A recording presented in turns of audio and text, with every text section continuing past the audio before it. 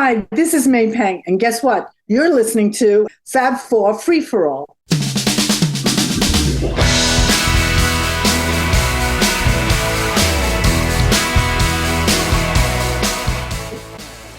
And welcome to another episode of Fab Four Free for All, the All Beatles.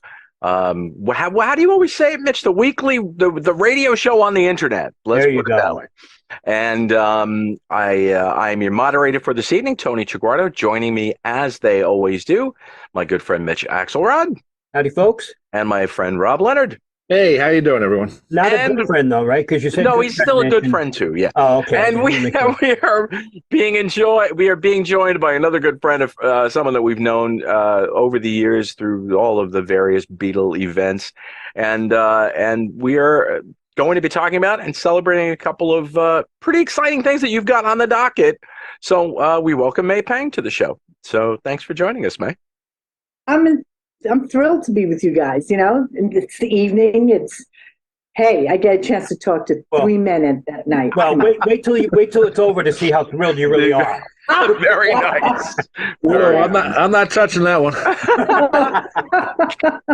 Well, we are sort of, as we're recording this, we're sort of on the cusp of the release of a new film. And I should mention too, just so we give like the full thing, May has released two great books over the years. Loving John was the first one, Instamatic Karma, the book of the photographs. And that ties in with what we're going to be talking about too. But there is a new film that is coming out, and it is called Lost Weekend, a love story. And I guess the best way to start this off, May, how did you had the book, you've been speaking over the years on talk shows, things like that, and now comes the movie. So after all this time, how did the movie come about? How did this come into film? Well, you know what?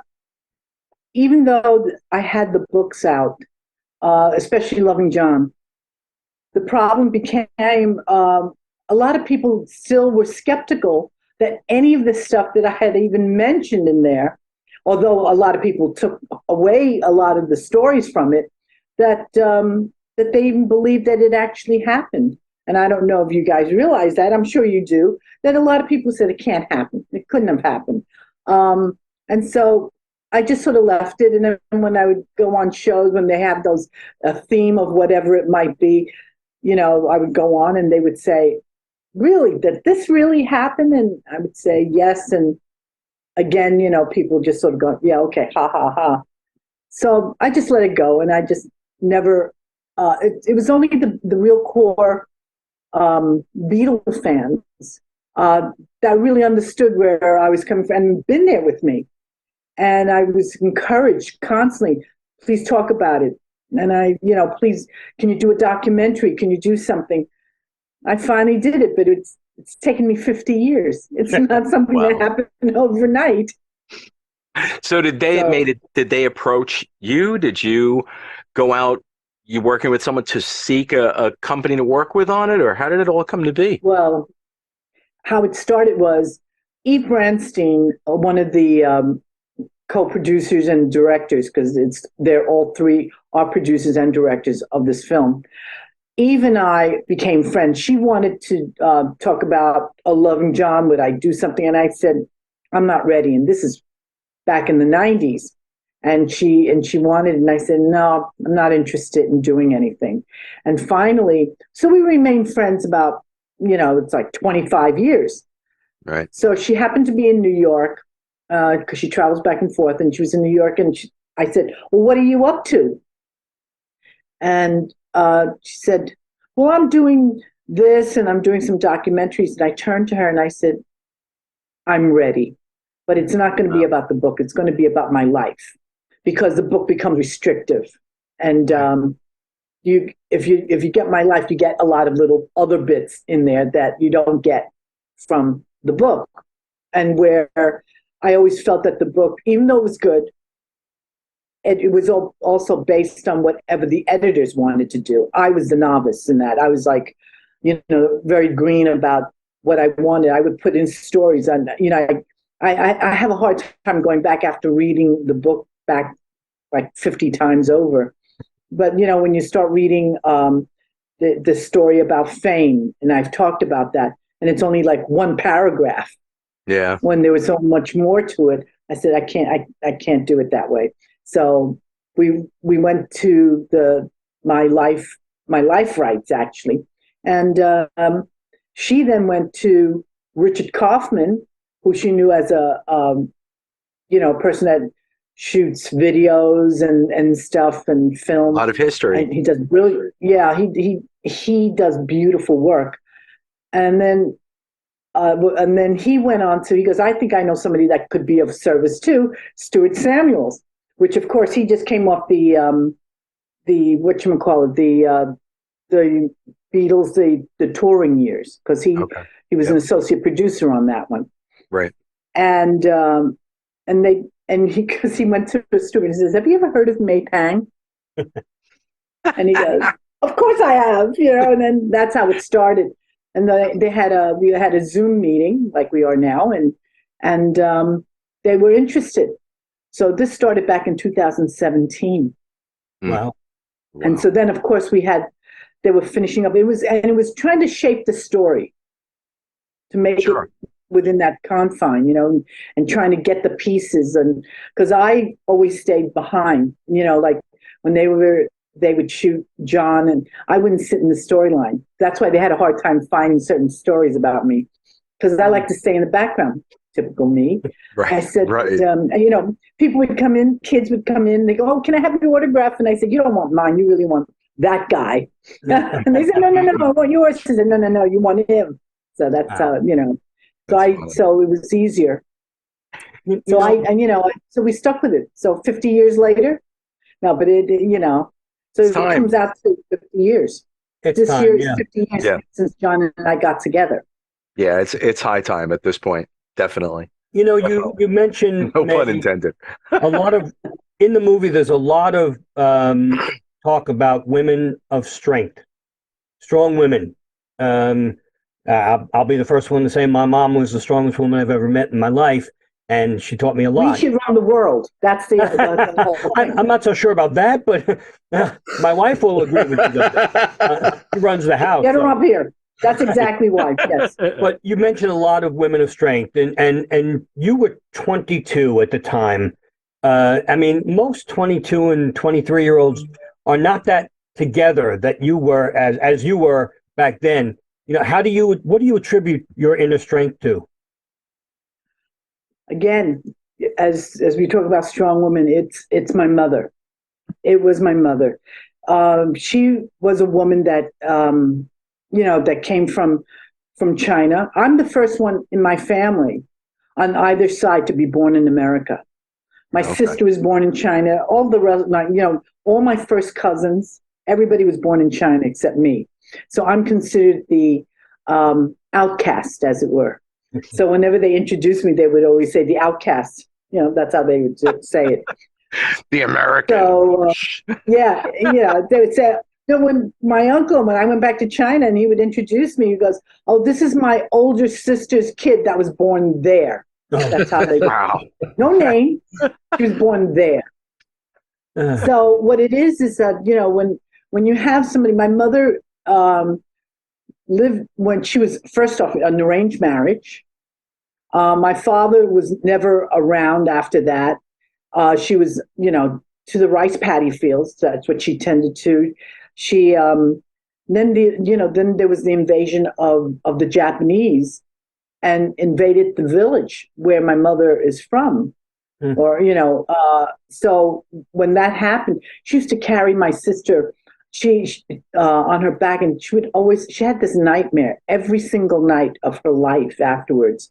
And I remember from being a child and growing up, always hearing her and her crying in her sleep saying, they're going to get me, they're going to kill me. And I didn't understand that until I was much older. And I finally said, Mom, what does that mean? What do you're just crying? Because I had to wake her up because she was really, yelling in her sleep. And she said, oh, it must have been one of my nightmares. I said, nightmares about what? And that's when she told me. She said, it's when the Japanese invaded, she was supposed to be the next one to deliver food to them. And she knew that if she did that, she may not come back. Right. You know, because they were just Right. killing people. So she took everything she had and asked and begged the neighbor to do it for her. Hmm. And so that's, you know, so she did that. But she ran through the rice paddy fields. She did all that just to get away from them. Wow. May, when I interviewed you back when Instamatic Karma came out. Karma. Yes, that's right. One of the things I asked you was, why didn't you call your book Loving John The Lost Weekend, since that's what John called it, and a lot of people know that. And you said that you preferred to call it Loving John because you didn't consider it a lost weekend. Now the movie's out, and it's called The Lost Weekend. Now there's an added part to it with a love story. When did you embrace the title? And I assume Loving John maybe comes out again, you know, anniversaries come up. Plus, I remember when I did interview, you said there was about 40% of the book that got cut out because of, you know, space. So is it now The Lost Weekend also for you, with the love story added to it? And when did you embrace the title? I had to learn to embrace that title because I didn't choose the title. The producers did. And I said, you're going to call this movie that? And they said, yes, because everybody knew the time period. Right. And I had to sit down and really think about that for a little bit. I wasn't completely on board, but this was during the making of the movie. So I still had some time to think about it and maybe object. And I kept going back to it. And then everybody would, you know, when, you know, you talk to people and they go, when were you with him? You know, and then when I would say, you know, during that Lost Weekend, oh, I know that period. Yeah. So it got to that. But the producers wanted to say it wasn't a bad time. It was actually a good time. So they added that last bit, a love story. And so that's when I said, okay, I can get on board with that. And well, as far it as the reclaims it for you. It really does. It right. changes the whole outlook of what that phrase means. Yeah. True. And that's especially why, because, oh, go ahead. Go ahead. Sorry. No, go ahead, John. No, I was going to say, especially because in a way, May, you got to figure that at this point, it's kind of like, no, the Lost Weekend, we found it. Here it is. This was, it was lost. And now here it is. This is the whole picture. When the lost and found, yeah, we found it. You now. got it. And so, yeah. And so I, you know, when after seeing the movie, you can then, it's more relatable. You could see, and then people go, why did they call it? And, you know, I've heard it from people. Why did they call it The Lost Weekend? It wasn't lost. But that's now, it's just changed it around where it was before. They go, oh yeah, he was always out there, you know, and now it's not that anymore. It was such a misnomer, though, from the beginning, May. It was such a misnomer. I mean, you know, 18 months. I mean, as you say very eloquently in the movie and in the past, you know, he did some of his most productive. He was most productive in that quote lost weekend period. You know, I mean, even though it was 18 months or so, he was the most productive he probably was ever in a long time. In his own solo career, absolutely. Yeah. He was constantly writing. He was constantly doing things. He was exploring. He enjoyed, it was things that he enjoyed so much of it, you know, and he said to me, it was like, he was also aware of all the stuff. So when you read all those stories about him being drunk all the time, and I kept saying, yeah, but we're reading the same passage over in every story. The Troubadour, yeah, with Harry. But if you read it, it's the same story from one story to the next story. So it sounds like he's drunk every minute of the day. And the person I used to tell people, I said, you know, when Harry would go out with John, and it's Harry and John, who makes the better cover? You know, it's not going to be Harry, I'm sorry to say. Right. It's always going to be John. So he gets the cover. He gets the, you know, people buying the newspapers as John Lennon instead of Harry. Meanwhile, Harry, it was tough to work with him because I used to have fights with him all the time, going, stop it. I was the voice of reason. You're right. At 22, I'm screaming my head off, going, no, no. Hey, when, you know, Phil Spector had a hard time with me too, because I stood my ground. And you probably, who knows what Phil was capable of doing. He was he had a gun one day. Oh my goodness, he had the gun one day. Wait, one more thing about The Lost Weekend. Most people don't even know when John mentioned that now, that there's a movie starring Ray Milland about a guy who's drinking all the time called The Lost Weekend. So Yeah. that's the other part of it. That, no one knows It was that movie relatable. anymore. Yeah. Right. Yeah. It was about, because everybody would ask him about the drunkenness, and he says, it was a lost weekend, Right. and that was Right. it went back to the movie. But now, if you mention it, they go, "What's that? What do you mean? It's another movie?" And yes, because he loved the movies, so he could relate to all those things. I would tell people, "Oh, that person was trying to gaslight me," and I used it before. Now, where it is part of the dictionary, where you could say that person gaslighted me, and I used to use that, and they would say, "What's that? What do you mean?" So, May, one thing that you don't really mention in the film, and I've always been curious about, when once you and John were together and you went out to, especially out to California, there had been such a long period of time when John had been so politically involved, with everything that was going on. Did he stay on top of politics when you guys were together? Was he still political in his, I know obviously, especially once anything started to involve deportation, he had to back off in a big way. But was he still political in terms of his political mind? let me put it this way. He was involved in trying to understand all the politics of the world. I mean, here is a man that, every morning he would drink his cup of coffee and read the New York Times. And he would read the sections of the world. He wanted to read all the stuff. He would sit down with his lawyer, Harold Sider, and he would say, "Harold, I got to ask you a question. Can there ever be a time where the Palestine people and the Israeli get together?" I mean, he was curious about it. So in a political sense, in that way, without going out like what he was doing before, out in the political field of, going into rallies and everything.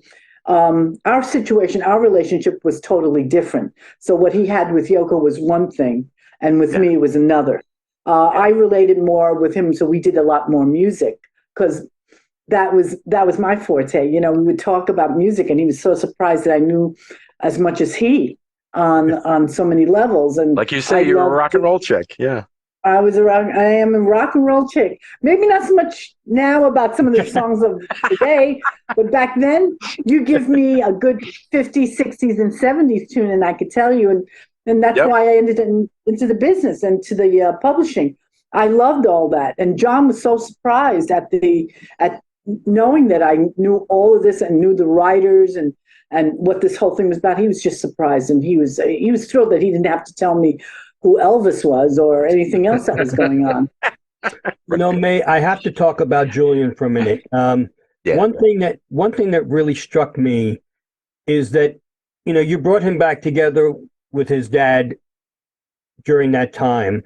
And now, because of this film and his loving recollections of that time, you're doing it again. And I think it's like very joyous to me knowing what Julian has felt in the past 40 years about his dad, or said publicly, until very recently when he, has started to talk more fondly. But you still have a great relationship with Julian. How important was it for him to be in the movie? Because he's the only talking head that you see, and he doesn't really embrace these type of things. So, how great was that for you? I was very grateful that he wanted to do it. We have a lovely relationship. I wanted him as a young kid, because I know what it's like not to have both parents there, and if they're separated, that you want at least both parents to be somewhere in their lives. And John had not been in Julian's life, and I thought he's got to be in it. And we would have these talks about it, and I thought it was very important because I know what it was like for me as at that time growing up, being in a Chinese family. I didn't have the father. The father looked at me like, "Oh, well, you're not a boy, so you're worthless." So for years, it went that way. And I know what it's like not to have both parents. That's why I said that this pillar of strength in my family is definitely my mother. In his family, in Julian, Cynthia was, but the father was accessible. My father was not going to go in that direction. So for John, I wanted him to understand how important it was for Julian to be in his life. It's his son. And that was the key to that one. And I made every effort, and I wanted, I wanted everybody to know how much I cared about Cynthia so much, and I saw her pain, and I didn't want her to go through that. And I know what she was doing for Julian, so I wanted her to be inclusive. So it was always that, and we became very good friends. I mean, she called me as every week at times, and then she would say, and I saw her a year before she died, and so I went over to see her. I stayed at her house, and it was a lot of fun. And I said, I can't believe it took me this long to go there. She would always say, "Boy, you're coming over, I hear. It's a rumor until I'll believe it when you're here." So I did show up. May, my question, since we brought up Julian, and without giving away the clips and some of the sounds we hear in this movie, there is some stuff that we've never heard as collectors, and we're like, there was a couple of things I saw, I'm like, oh my God. Did Julian help clear the rights on this? Because he is part of the estate. Obviously, he doesn't run the estate, but obviously he's part of the estate. Did he help clear some of these incredible things that we've seen in the movie? Now, some of it is actually from you. It says it, and we won't say the song, but it's a surprise. But did Julian help clear? Yeah, where do you get that? It's a surprise. I didn't say surprise. I said surprise. Did he help clear some of the rights that the movie needed for some of the songs? No, it was all done. It was all done by the team, and we all went through the proper channels, and it was cleared by you have to have a legal team to go through everything, and that's what we did. Everything has been cleared. Believe me, it's nothing is because you can't just say, "Oh, I'm gonna do this" just because someone says it, and you have to be sure that they have the rights to begin with, right? Because I know people that had done a movie, and they said, "I used this." And I said, "What happened?" They said, "I didn't have the rights." So I said, "Didn't you check?" They go, "Well, I thought they did." I said, "Didn't you go legally on this?" So you have to do everything by the book, and you have to do everything in accordance, and that's what we did. Nothing was left that we said, because there's some major stuff in there. Rob, you may know, Rob actually doesn't know this, but I had a wonderful conversation with Crystal, and she talked in depth about just what a trip it was to get everything. She's our line producer. Nobody understands who Crystal is. She's our line producer. She whenever certain things whatever we gathered, we had to know where the origin came from. We had to know every single bit, and to the point that the Bible, as we call it, for the movie, and is about this thick, about 6 inches high. And every piece of paper, every second is accounted for. So there is nothing that hasn't been accounted. So, and that's with any movie, not just mine. It's with any and every movie that's out there. Mm-hmm. And that's why some movies, if they don't get it cleared, they start coming down on you. And it's all legit. Was there stuff that, and I know that you worked closely with our buddy Eric Taros, and was there stuff that Eric came up with that you had not remembered existed, had not seen? Was there anything in the film where you went, wow? Or was it all stuff? There was some, I think the things that I saw, there were some videos of me that I didn't even, was it videos or pictures? It might be pictures that I had seen of myself that I didn't even know were there. And I said, "Oh my goodness, when was this?" And I'm like, "Oh my God." So there are a few things in there that surprised me. Because like I said, I stayed out of most of the way, so you didn't see me so often in any of these pictures. But I'm like lurking in the background. May, you and John, obviously out in LA especially, had and in New York had a lot of friends, Alice Cooper and even, Paul and Linda and Mickey Dolenz and all those people.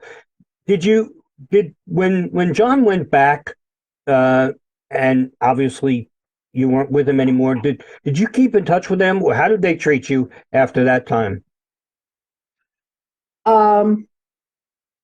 Once we split up, I saw Ringo a number of times afterwards on different occasions, and I didn't really see George. I saw him maybe once. I think I saw him once, and it was awkward, and I really should have gone up to him because he was always in my corner. Right. And he was a lovely man, and all I can say is he was just there for me. When John and I were together, I was so surprised by that. That's and cool. He was just really in my corner for me.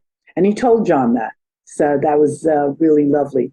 And Paul, I saw a number of times because later on when I got married to record producer Tony Visconti, Tony, a lot of people didn't even realize it.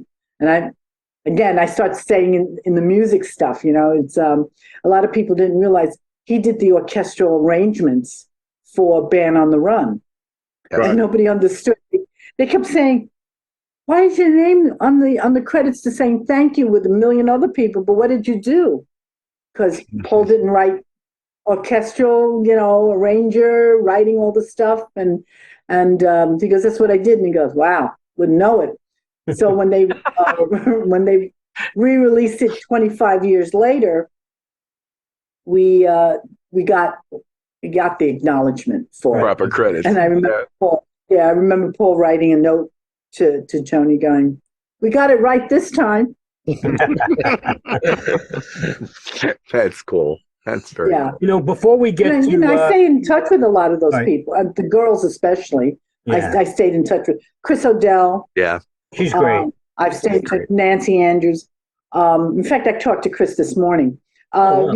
She and I love her to death. We've interviewed her. Yeah, she's sweet. She's lovely. She's one of my favorite people. We're really good friends, and we had a lot during that time period back then. Sure.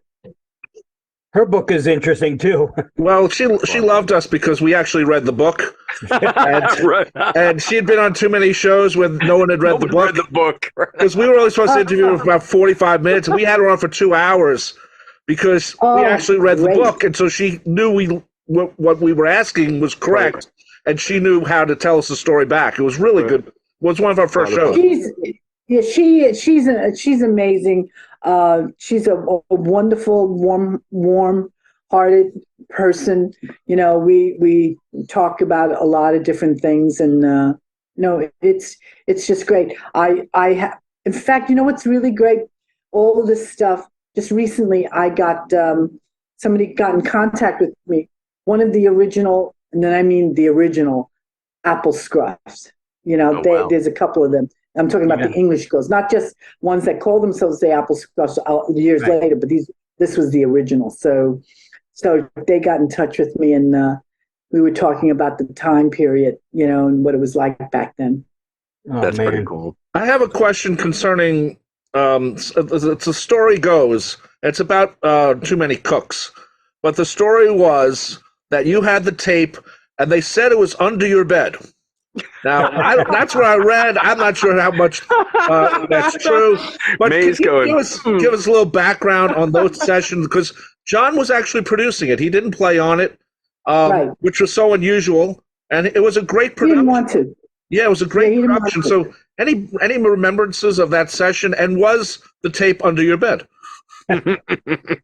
I think probably in the early days, in the 70s and 80s, it was actually under my couch, not under my, not really under my bed. But wait a minute, it could have been because I still use the platform bed that John and I bought, and Wow. it's on rollers and it has stuff underneath. Okay, that could be. It could have been then, yes. So, and the Too Many Cooks. It was a great little session. Mick already picked out his song. He wanted to do it, and we were out out in L.A. and it was really a fun night. It was Al Cooper was on it, and there was Danny Cooch, as I call him, of the immediate family. Great guy, There was Bobby Keys, Trevor Lawrence, of course, Jim Keltner, because it was part of the Jim Keltner fan club hour. Right. The only one I didn't, of course, Jack Bruce was bass player. Yeah. Wow. So, it was one of John's first real productions. I'm not talking about stuff he did with like Elephant's Memory, where he's just sort of recording them. There's a definite production which carried over, to me at least, to Walls and Bridges, because that horn arrangement ends up being beef jerky in many ways, not completely, but it becomes beef jerky down the road. But just the horn arrangement. So to me, it's one of John's great productions that led him to, I think, become a better producer. Because then he did Harry, and then he did himself. So, right. Well, I think it started when it really went from Mind Games, because he used a whole different group of people. Remember, the Mind Games was also, which of course this year is the 50th anniversary. It's all session musicians, right? And it wasn't Elephant's Memory and all those other people.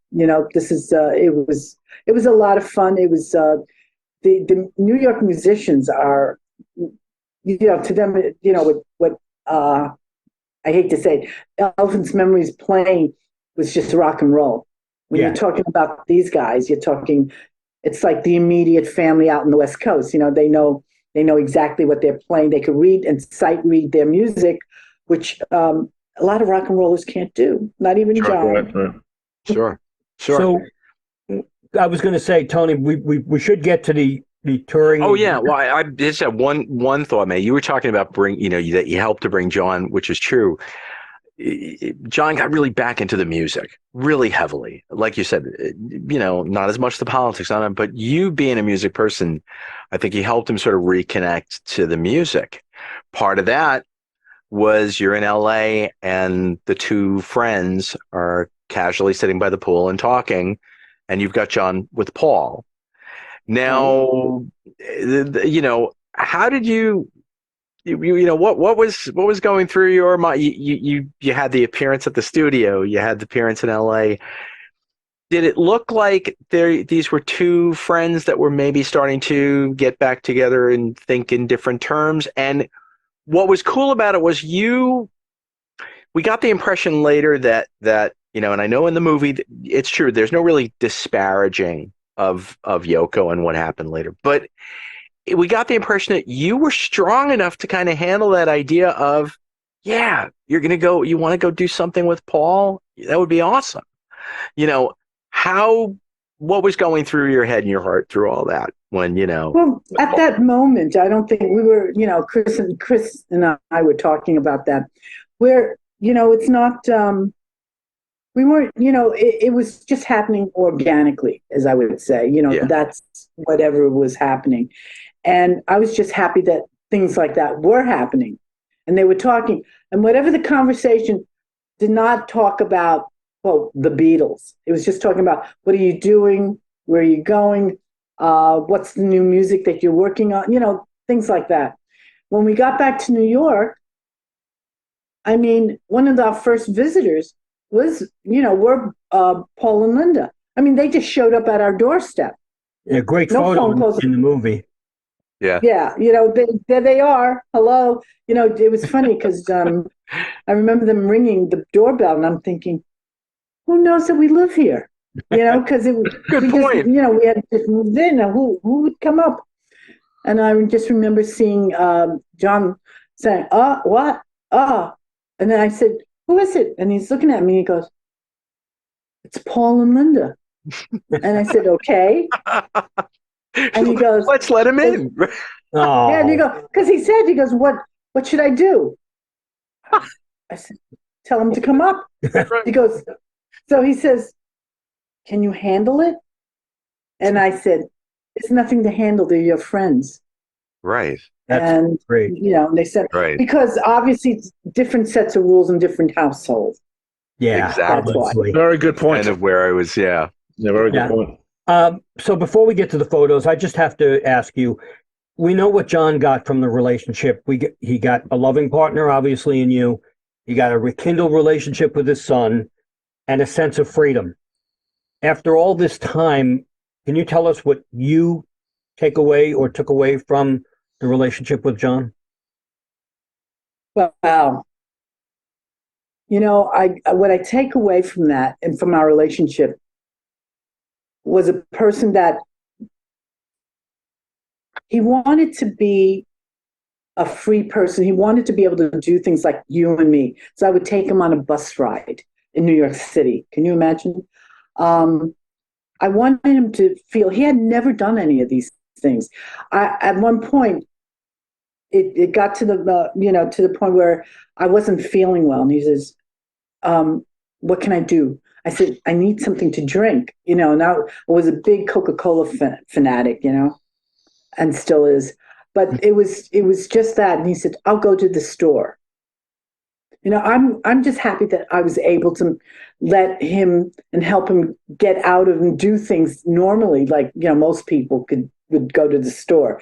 Right. For you and I, we could just go to the grocery store. He said, "I'll go," and I said, "Are you sure?" He says, "You're not feeling well. Let me go." He just put me in the right direction, and he went to the store and he bought stuff and he brought it back. And there were things that he had never done before, and he was enjoying it. And so he started to enjoy life. And I'm just happy that I was able to get that, let him feel that. Of course. I was going to joke and say, did he try and charge it to Apple? Let's see, he might have, hello. Bottle of Coca-Cola. Can I charge it to Apple? Yeah. Yes, you can. That's church. We at the time when that happened, I was actually living at a small studio. And we lived on a walk-up. I lived in a walk-up. And it wasn't far. It wasn't like the 5th floor. It was like the 2nd floor. And he enjoyed it so much that it wasn't a big apartment, obviously. Studio apartments in New York City are like a shoebox, maybe the size of this room. And he enjoyed it because it was just homey, it was cozy. It was the two of us just talking. He enjoyed that intimacy. And it was, and we just watched television. He was a big television fanatic. He got me into it, where he used it as background noise all the time. Right. And it was great. In our apartment on the east side, it was great. It was the advent of the cable TV where you could just push buttons when we only had like 10 buttons. Now it's like, what was it, 200, 1,000, and there's still nothing to watch. Right. Exactly. Like Bruce Springsteen says, 57 channels and nothing on. Right. Yeah. Right, exactly. But John he was a channel surfer. He loved all that. That's the thing. And he loved it. And that's the thing about, the whatever gets you through the night and getting that line Preacher. in. Reverend Ike. Reverend Ike. Yeah. And it was just, we're just, it was late at night. He always was on late at night. And he happened to watch him because he was entertaining. John liked to find things that was entertaining. Even Beautiful Boy. It's very Asian sounding. Well, he had written that already. He didn't have the lyrics. He had written that when we were together. Oh, wow. And I know there's a lot of those little things happening. But when he wrote Beautiful Boy, well, now it is. It wasn't called that. I was watching on Saturday mornings. They always had these either an Indian or Chinese operas, or dramas and whatever, soap operas. And I had one of the Chinese ones on, and he said to me, "What are you watching?" Because he could hear this music. I said, "I'm watching my Chinese operas, my soap opera stuff." And he sat down and he watched it with me. And he loved it because they had all the bells and stuff that you hear in Beautiful Boy. So he started to pick out, tune on it, and Wow. that he created Cool. that. It was already, yeah. I have one more question because I know we have to talk about the shows. You were named on a bootleg album called the Maypang Tapes. Without talking about the tapes themselves, you were at the session where John and Paul jammed together, which is when you listen to it, it's Horrible. it's disappointing compared to what the stories were about. Hey. What do you remember about that session? And I'll use that in quote.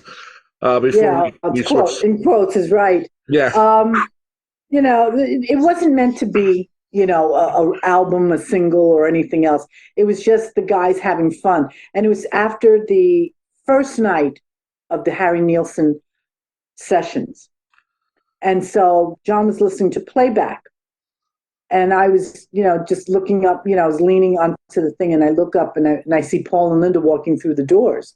And I'm like, I said, Paul, Linda, and John can hear me, and he's looking at me, and he turned his head, and he went, and he looked at him, and he went, hey, and it was like, hey, they hadn't seen each other in years, but it was just that casual. Yeah. And he goes, what's going on? He goes, oh, I'm listening to play, but that little bit, and then he says, what else? Here was the funny part.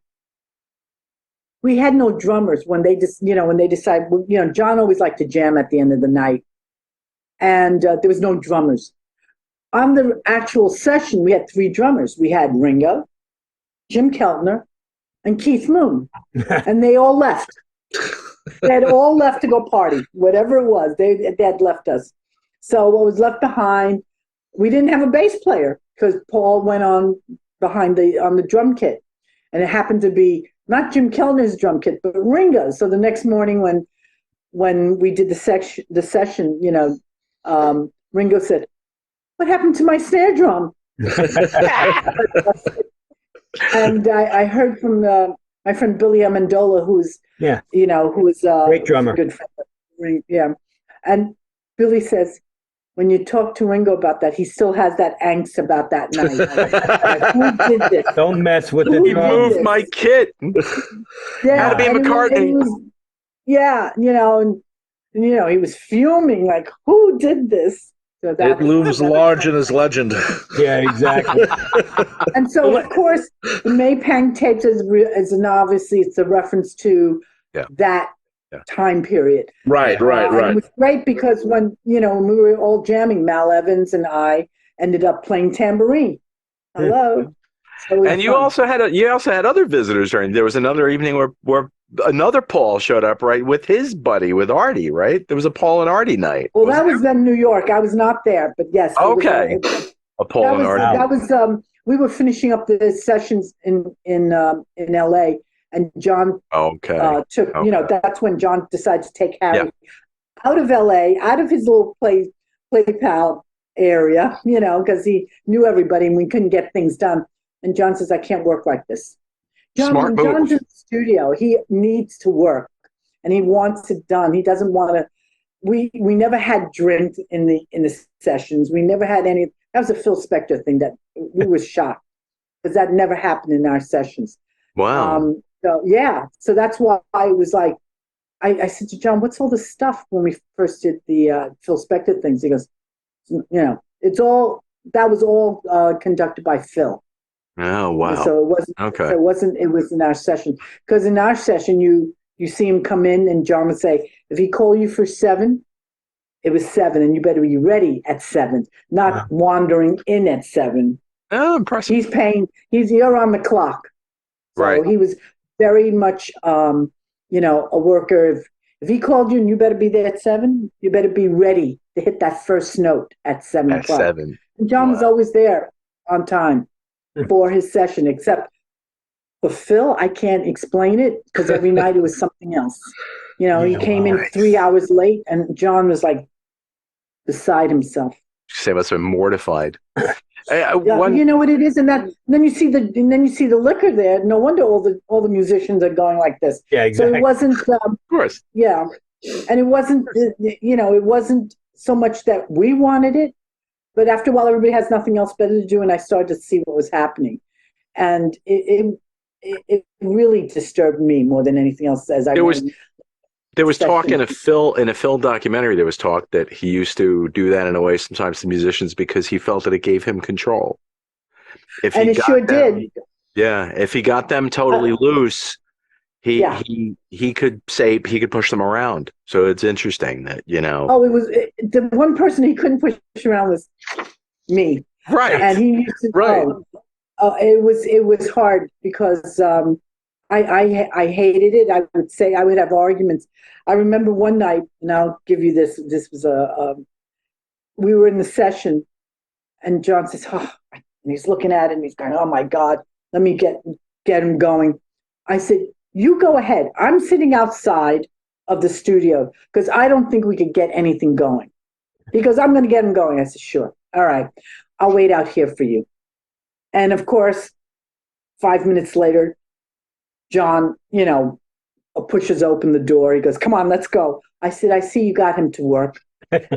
so, so he goes, and then we had a friend. Yeah, we had a friend with us, and I said, "Well, what happened to Arlene?" She goes, "Oh, I guess he went. I guess she's still inside." So I looked in, and Phil is going, "Lock the door, give me the key. I'm going to swallow the key. Nobody's allowed to leave." Wow. And Wow. I opened the door, and everybody's standing there paralyzed. And I'm looking at Phil, and he's giving me the evil eye from standing over there, and I'm looking at him. And I turned around and said, "Oh, come on." And she said, "Thank God that I said something." Yeah. Everybody was frozen in their spot.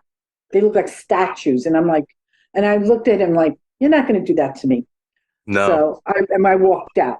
Wow. So I mean, at one point there was a time when I wanted to go in a car, and he tried to get John, who's already, he got him blitzed, and he says, "We're going into this car." And I said, "I'm going with you." He goes, "No, you're not." And he actually had his bodyguard hold me so I couldn't get in the Oh, car. geez. Wow. Unbelievable. Well, on that. No, I again, and I know we want to talk about, but I one question I just want to ask you, mate. You guys did the film. Did you, and everything that was going on, and finally bringing this story out and forward in pretty much, I think, the best way that you have until this, to this point. I think the movie's really well done, really gets the story across. Did you sort of feel like a presence of John while you were? Did you get the idea that Did you feel like you had John's stamp of approval? Should we say, was there a presence there when you were working on it? Absolutely.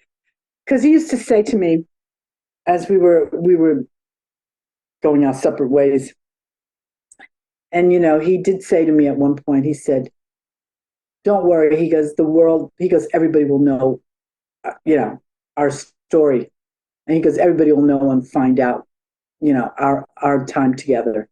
Wow. And, at that point, I'm like sobbing, and I'm not thinking about that. And I said, "Sure. Yeah." And I just sort of turned my head away.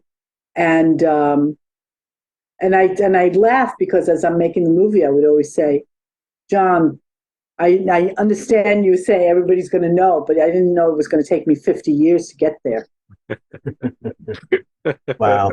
Well, the story still plays, so it's a great story. Yeah, Great story. it does, because it fills in the gap, because I got really tired of everybody going with the party line. I said, that's not how it happened. Right. That's not. No one was sitting in my shoes to see the stuff that really, that truly was going on. So hope this help fills in. It won't fill in everything, but it'll fill in a lot and give you an understanding. I got a nice note the other day from someone who read my book, Loving John, and she wrote, she goes, "I didn't understand your story." And she said, "It was only after I read your book that I got it." Right. And she goes, "I really now understand what happened. I couldn't understand it before." So in this sense, it's for all the people who didn't have the book. Now they're going to see the story. Definitely. On screen. I'll tell you right now, I've read the book and I learned a lot from this. So, but you did say that John said a lot of people, the world will know your story. And now let's get to the photos, because now a lot of people are going to be able to purchase and a lot of the personal photos that you took because you are going on tour with them. Let's talk about that. You're going on tour with the Rock Art Show with Scott Siegelbaum, a good friend of ours. And don't fret, people, because at the time of this recording, there were only 3 city winery shows, but there will be a whole show tour. There'll be a slew of them. He's working on it. We did these, surrounding the release of the movie. But there will be more. He's working on them right now as we speak. So hopefully I'll be traveling to every state in the union. He's got you booked through the end of next year, I think, May. He was telling me he's so excited. I was laughing. So funny. I said, "Oh my God, he's such a sweet guy," and it's wonderful, and he gets it. I said, "I guess all I have to do is show up and sign things." He goes, "Yeah, that's it," which is great because I used to have to do everything. You know, I kept I kept the books. I kept this. It was all in my head, and it's nice to know that I don't have to do that right now. Yeah, and we will be putting a link to the website where all the dates will be announced. I have to ask you though, when you exhibit your photo, when you sell your photos now, or when you display them in your book, there's such personal moments.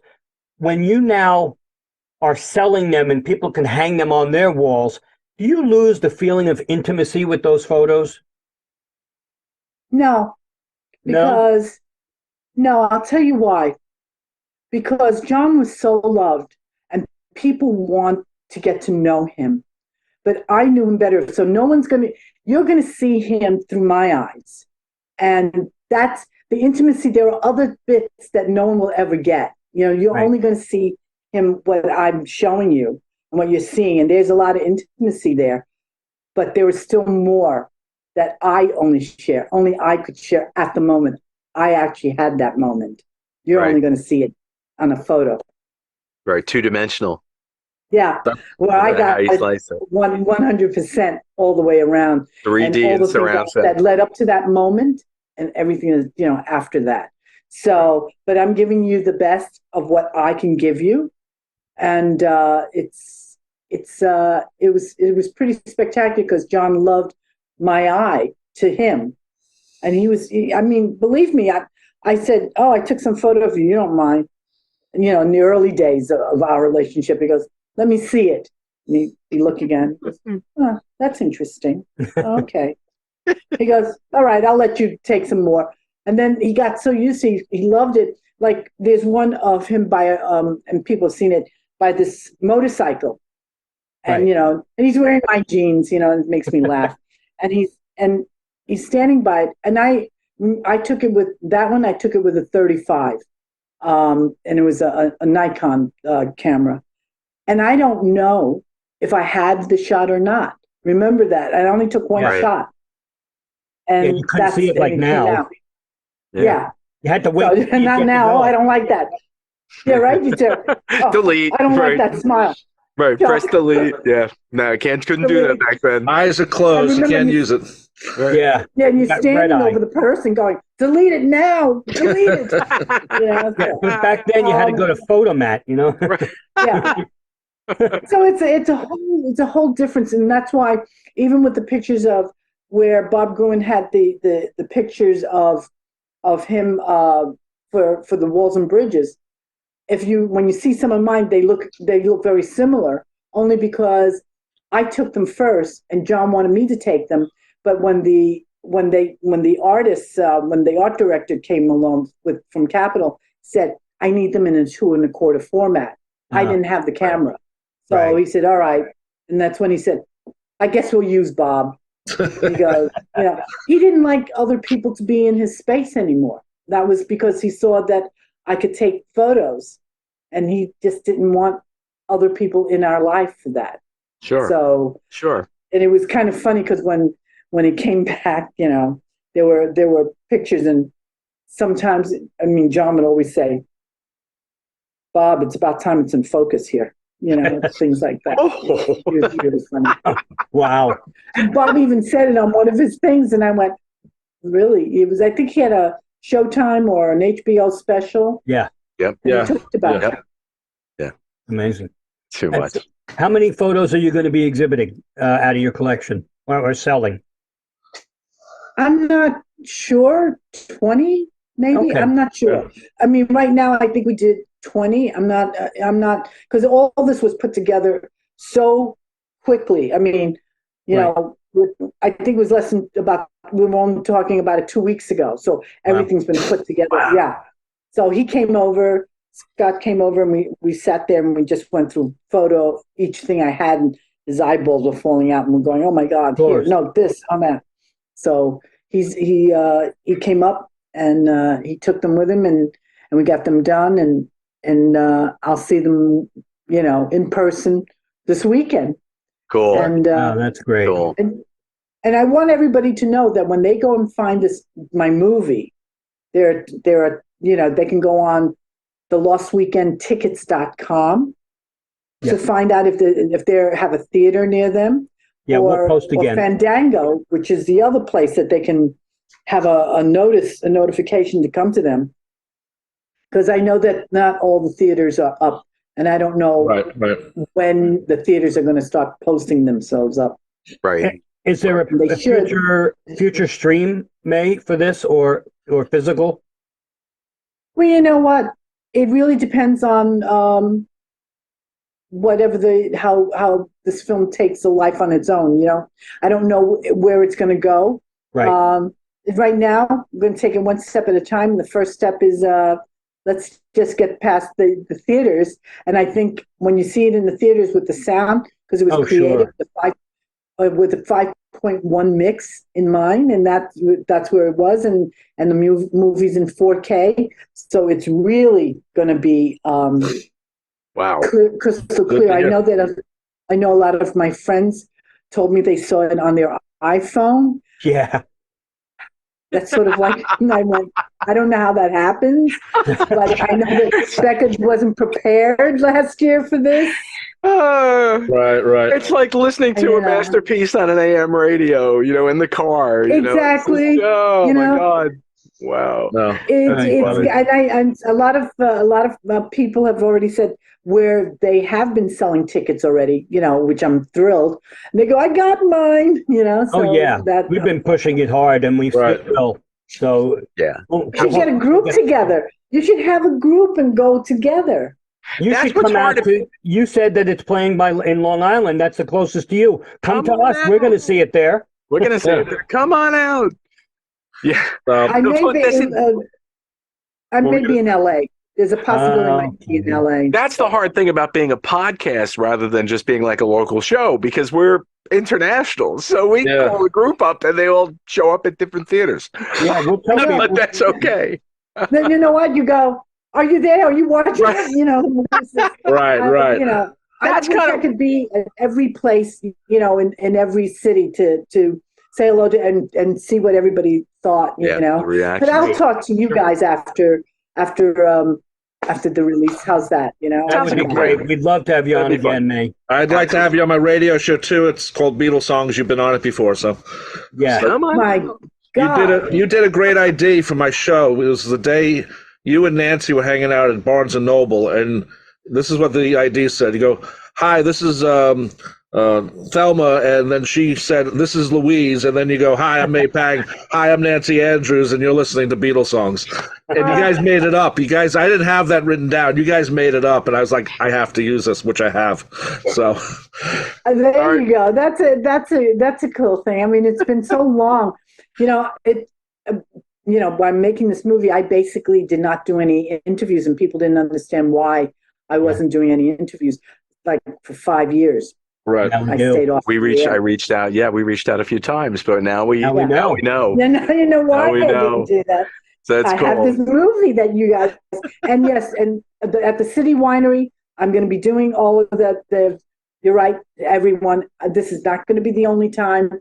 It's just happened that the Boston is this weekend, which is and it's The guess 15th what? and 16th of March, as of this tape. Right. Yeah. As of this tape. Well, right, and it's this weekend. It's going to be the 18th and 19th up in Boston. And I've never been to the City Winery. Oh, right. The 18th and 19th. Or the new one Right. of any sort. So it's going to be fun. They're great. And The new Scott's ones are picking- really nice. Yeah, and I can't wait to see it. But here's the thing. I said to him as he's picking me up to go up to Boston, I said, it's St. Patty's Day. Uh-oh. Oh, Oh, good luck. Just don't go on a train. That's all. yeah, really. No, Guys, we're carrying everything up.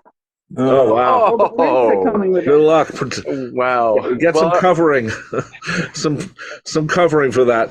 Well, I want to say, May, it has been a pleasure. We thank you so much for Thank you, May. Much appreciated. coming on the show, for My pleasure. having fun with us. We'll do it again.